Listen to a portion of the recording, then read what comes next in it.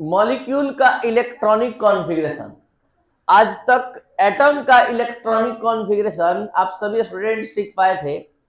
आज पहली बार आप मॉलिक्यूल का इलेक्ट्रॉनिक कॉन्फ़िगरेशन क्लास के लास्ट में बहुत ही अच्छे से आप लिख पाएंगे और बता पाएंगे। तो इसके लिए आपको बता दें कि जिस तरह से आप सभी स्टूडेंट ये जानते हैं कि 1s के बाद 2s, 2s के बाद 2p, 2p के बाद 3s, 3s के बाद 3p, 3p के बाद 4s, 4s के बाद 3d।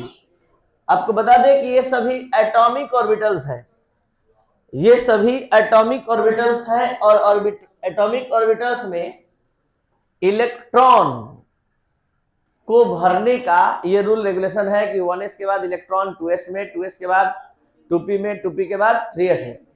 तो किसी एलिमेंट का कॉन्फ़िगरेशन लिखने के लिए इस रूल को फॉलो किया जाता है। यहां पर हम किसी एलिमेंट और एटम का कॉन्फ़िगरेशन नहीं लिख रहे हैं, यहां मॉलिक्यूल का कॉन्फ़िगरेशन लिखने जा रहे हैं। तो मॉलिक्यूल के कॉन्फ़िगरेशन के लिए आपको मॉलिक्यूलर ऑर्बिटल के ऑर्डर को जानना होगा। यह है मॉलिक्यूल के लिए बनाया गया मॉलिक्यूलर ऑर्बिटल का ऑर्डर। इसको इस तरह से पढ़ते हैं। पढ़ने से भी पहले थोड़ा सा एक चीज बता दें, अगर मॉलिक्यूल जिस एटम से बना है उसका एटॉमिक नंबर 7 के इक्वल है या 7 से कम है तो केस फर्स्ट अप्लाई होगा। अगर उसका एटॉमिक नंबर 7 से अधिक है तो केस सेकेंड। और इसको पढ़ते कैसे हैं? Sigma 1s, sigma antibonding 1s, sigma 2s, sigma antibonding 2s, पाई 2px, pi 2py, sigma 2pz, pi antibonding 2px, pi antibonding 2py और सिग्मा एंटी बॉन्डिंग 2pz। ये हुआ case first, जब atomic number 7 से कम हो या 7 के equal हो। जब एटॉमिक नंबर 7 से अधिक होगा, जैसे कि O2 oxygen, nitrogen N2 case first में आएगा और O2 केस सेकेंड में। तो sigma 1s, sigma antibonding 1s, sigma 2s, sigma antibonding 2s, sigma 2pz। यहां पर इसकी एनर्जी कम हो जाएगी सिग्मा वाले की। उसके बाद पाई 2px, पाई 2py और तब पाई antibonding 2px, pi antibonding 2py और सिग्मा एंटी बॉन्डिंग 2pz। अब ये सभी मॉलिक्यूलर ऑर्बिटल कैसे बने हैं, कैसे हम कहीं बॉन्डिंग लिख रहे हैं, कहीं स्टार दे रहे हैं, एंटी बॉन्डिंग, ये सब क्या है, तो सारा डिटेल हम धीरे धीरे अब देने जा रहे हैं कि ये सब किस तरह से ऑरिजिनेट हुए, कैसे आप इसको अच्छे से सरलता से सिंप्लीफाइड फॉर्म में समझ पाएंगे। आप लोगों को पता है H2 मॉलिक्यूल में 2 H एटम होता है। एक H का कॉन्फ़िगरेशन 1s1, दूसरे H का भी 1s1, ठीक है। तो 1s1, 1s1, इसका शेप स्फेरिकल होता है, दूसरे H का भी स्फेरिकल। जब किसी एक ही मॉलिक्यूल का 2 एटम का एटॉमिक ऑर्बिटल एक दूसरे के सामने जैसे ही जाता है, जैसे 1s 1s एक दूसरे के सामने गया अपना अपना एक एक इलेक्ट्रॉन लेकर, तो एक बार एडिशन होता है और एक बार सब्सट्रैक्शन। एडिशन से बॉन्डिंग मॉलिक्यूलर ऑर्बिटल बनता है और सब्सट्रैक्शन से एंटी बॉन्डिंग मॉलिक्यूलर ऑर्बिटल। अब सवाल उठता है कि यहां सिग्मा क्यों लगा? क्योंकि एस ऑर्बिटल जब भी ओवरलैपिंग करता है, चाहे जिधर से ओवरलैपिंग कर ले, वो लीनियर ओवरलैपिंग ही कहलाएगा, और ऊपर से भी ओवरलैपिंग करेगा तो भी लीनियर ही कहलाएगा, क्योंकि एस का शेप स्फेरिकल होता है और स्फेरिकल फिगर नॉन डायरेक्शनल होता है, इसका कोई डायरेक्शन नहीं होता है। तो किधर से भी अगर ओवरलैप करेगा तो वो एक्सियल ओवरलैपिंग ही कहलाएगा, और एक्सियल ओवरलैपिंग, लीनियर ओवरलैपिंग जब जब होता है तो सिग्मा बॉन्ड बनता है। यही कारण है कि 1s 1s के एडिशन के बाद सिग्मा 1s, 1s 1s के सब्सट्रैक्शन के बाद सिग्मा एंटी बॉन्डिंग 1s। अगर आप लोग को हमारा बात समझ में आया तो 2s 2s के एडिशन से क्या बनेगा? सिग्मा 2s, और 2s 2s के सब्सट्रैक्शन से, तो 1s हो, 2s हो, 3s हो, कोई s ऑर्बिटल हो, उसके एडिशन और सब्सट्रैक्शन से सिग्मा बॉन्डिंग और सिग्मा एंटी बॉन्डिंग ऑर्बिटल ही बनेगा। अब आपको समझ में आ गया होगा कि 3s प्लस 3s और 3s माइनस 3s क्या होगा, और सिग्मा एंटी बॉन्डिंग 3s। तो ये आपको समझ में आना चाहिए। अब हम बात करते हैं p के ऑर्बिटल का, p के ऑर्बिटल के बारे में। आप लोग जानते हैं N2 में 2 नाइट्रोजन होता है, 1 नाइट्रोजन, ये दूसरा, इसका कॉन्फ़िगरेशन होता है 1s2 2s2 2p3, और इसका भी 1s2 2s2 2p3। एक नाइट्रोजन पर अपना माइंड कॉन्सेंट्रेट करिए। 1 नाइट्रोजन एटम अपना 3p ऑर्बिटल लेकर आ रहा है, 3p ऑर्बिटल लेकर आ गया।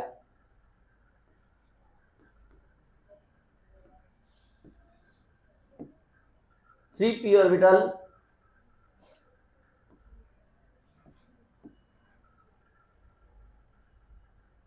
ये है px, ये है py,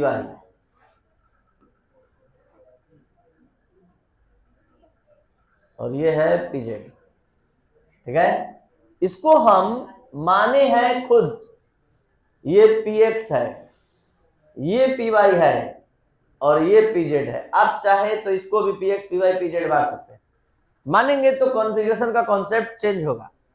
अब क्यों चेंज होगा ये आप तुरंत समझ जाएंगे, बस 2 मिनट ध्यान से देखिए। एक नाइट्रोजन ये है, ऐसा ही एक और नाइट्रोजन अभी तुरंत आने जा रहा है, ये देखिए आ गया, ये दूसरा नाइट्रोजन। अब आपको बताना है कि कौन लीनियर ओवरलैपिंग करेगा, कौन लैटरल, किसके साथ सिग्मा, किसके साथ पाई, ये आप बात अब समझ सकते हैं।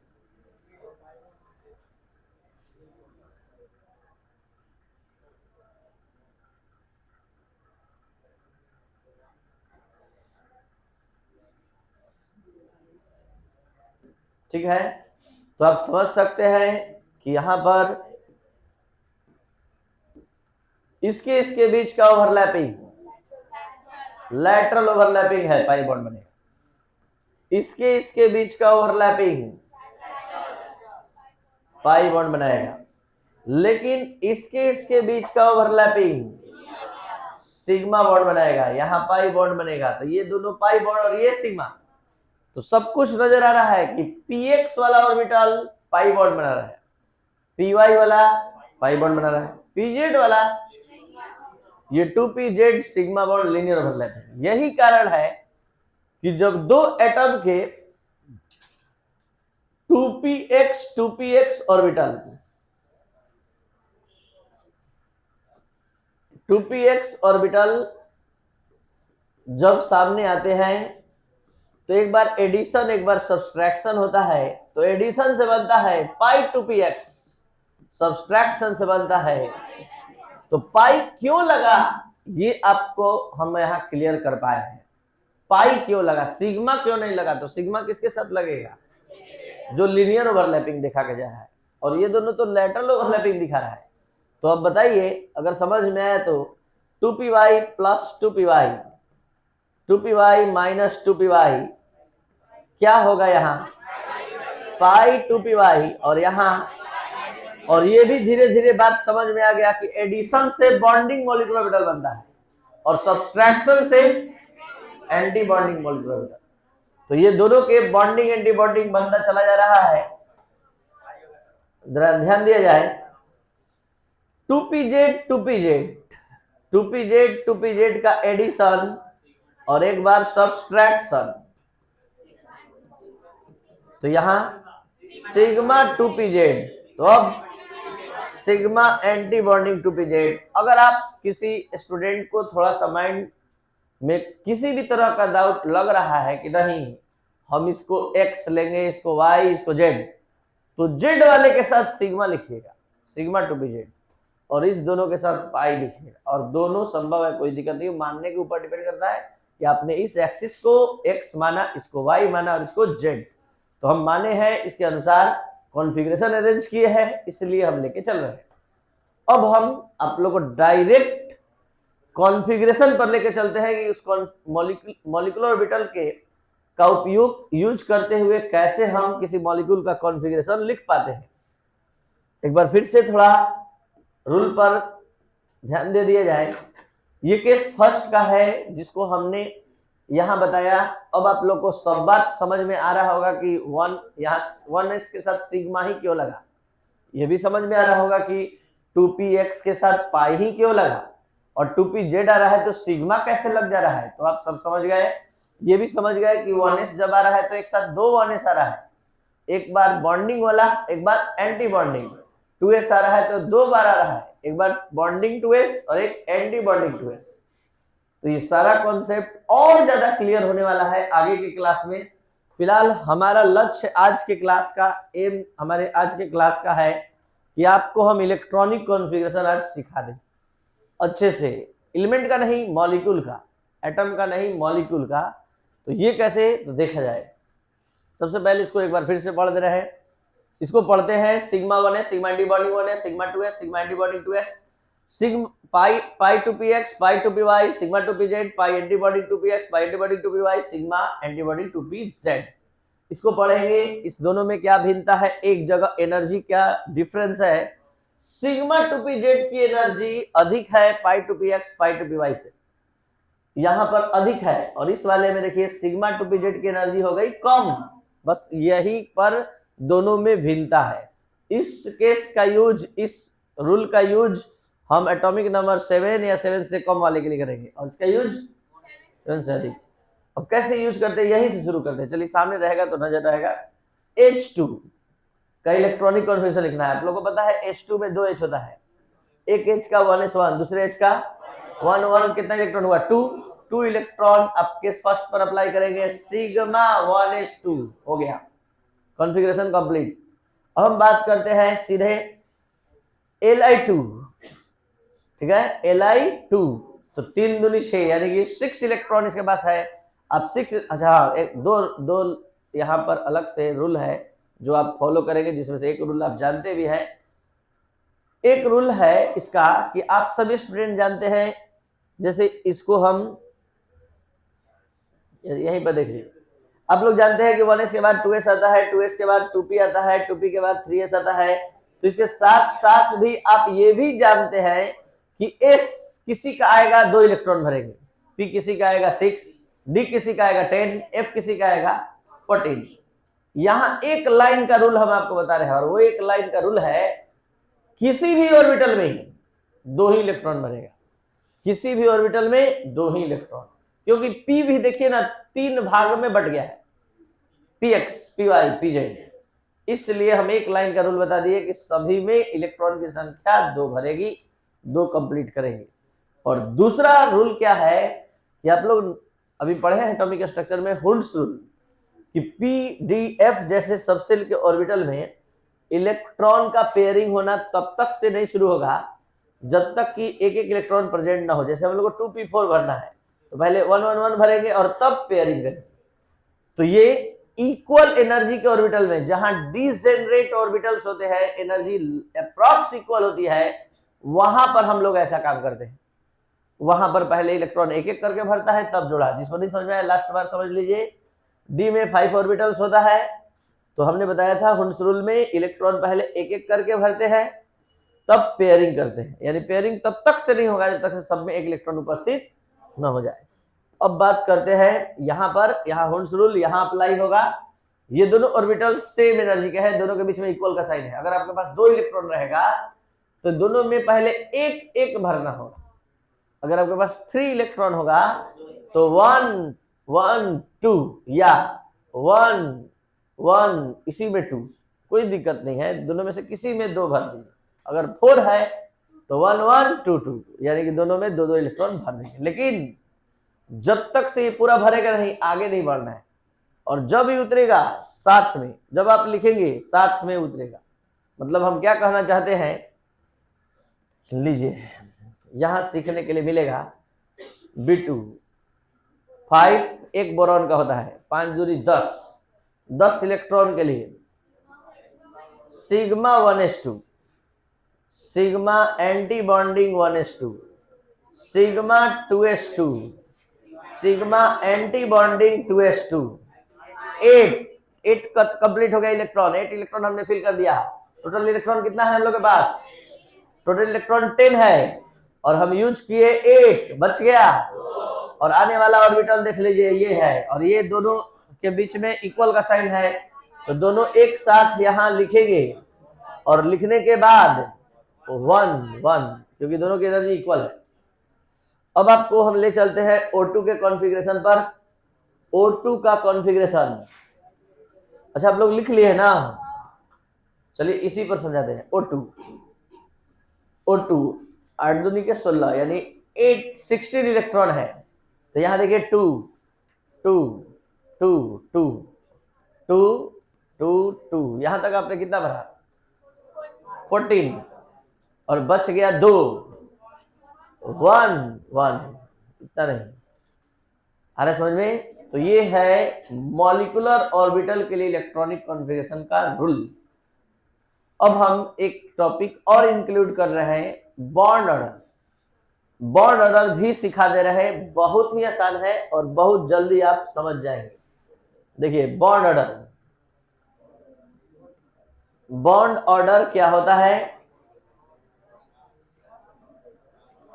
half of the difference between bonding electron or anti-bonding electron is called bond order. Half of the difference between bonding electron and anti-bonding electron is called bond order, या the average of average नहीं bond half anti-bonding और bonding और anti-bonding electron के difference के आधे को, bonding और anti bonding electron के डिफरेंस के आधे को बॉन्ड ऑर्डर कहते हैं। यहाँ B फॉर बॉन्ड और O फॉर ऑर्डर, और what is NB, number of bonding electron, what is Na, number of anti bonding. मतलब हम क्या कहना चाहते हैं, जैसे हीलियम 2 2 दूनी के 4 कॉन्फ़िगरेशन लिखेंगे sigma 1s2, sigma anti bonding 1s2। यहां से एकदम क्लियर हो रहा है कि NB number of bonding electron 2 है, बॉन्डिंग ऑर्बिटल का इलेक्ट्रॉन NB का वैल्यू है, और एंटी बॉन्डिंग का 2। बॉन्ड ऑर्डर निकालने जा रहे हैं 2 - 2, जरा समझिएगा। अभी तुरंत हम लोग B2 का, ठीक है, हमको इसमें बॉन्ड ऑर्डर निकालना है इसका, तो हमको Na और हमको चाहिए क्या, हमको चाहिए NB Na। तो पहले NB, जिसको थोड़ा सा भी दिक्कत हो रहा है ध्यान दे दीजिए, ये बॉन्डिंग इलेक्ट्रॉन है, ये बॉन्डिंग इलेक्ट्रॉन है, ये बॉन्डिंग इलेक्ट्रॉन है, तो NB कितना हो गया, NB हो गया 6 और Na 4, 6 - 4 2/2 1। अब जरा सा हम बात करते थोड़ा बड़ा मॉलिक्यूल में, और वो है N2। N2 जल्दी बोलिए, sigma 1s2, sigma anti bonding 1s2, sigma anti bonding 2s2, पाई आ गया यहां से 2px, पाई 2py 2 2, कितना भर दिया अभी तक 12, और 2 और भरना है, sigma 2pz2। Case first apply हुआ कि सेकेंड, नाइट्रोजन एटॉमिक नंबर 7, तो केस फर्स्ट, ठीक है। अब आइए इसमें हम लोग को NB का वैल्यू निकालना है। ये देखिए 2 2 4 और पूरा ये 6, तो यहां पर जो स्टूडेंट नहीं समझ पा रहे समझिए, इसको काउंट कह रहा है 2 4 6 8 10, NB 10, Na 2 2 4, तो ये हो गया 10 - 4 3। अब यहां पर एक इंपॉर्टेंट कॉन्सेप्ट के बारे में हम बात करने जा रहे हैं, बहुत अच्छा लगेगा ये सुनकर समझकर। देखिए नाइट्रोजन, आप सभी स्टूडेंट जानते हैं कि नाइट्रोजन का अगर लेविस डॉट स्ट्रक्चर आप बनाएंगे तो ये ट्रिपल बॉन्ड बनाता है। आज उसका मैथमेटिकल प्रूफ ये बॉन्ड ऑर्डर देने आया है। बॉन्ड ऑर्डर का मान 3 आना मतलब मॉलिक्यूल में एटॉम ट्रिपल बॉन्ड बनाएगा, बॉन्ड ऑर्डर का मान 0 आना प्रूफ है कि मॉलिक्यूल बनेगा ही नहीं। जैसे हीलियम 2 अभी तुरंत हीलियम का बॉन्ड ऑर्डर निकाले हैं, ठीक है। हीलियम का बॉन्ड ऑर्डर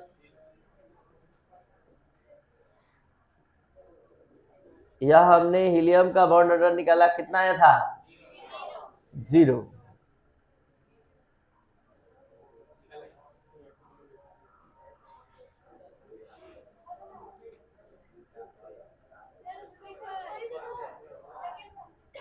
देखिए ध्यान दिया जाए, इसका बॉन्ड ऑर्डर का मान 0 आने का क्या मतलब?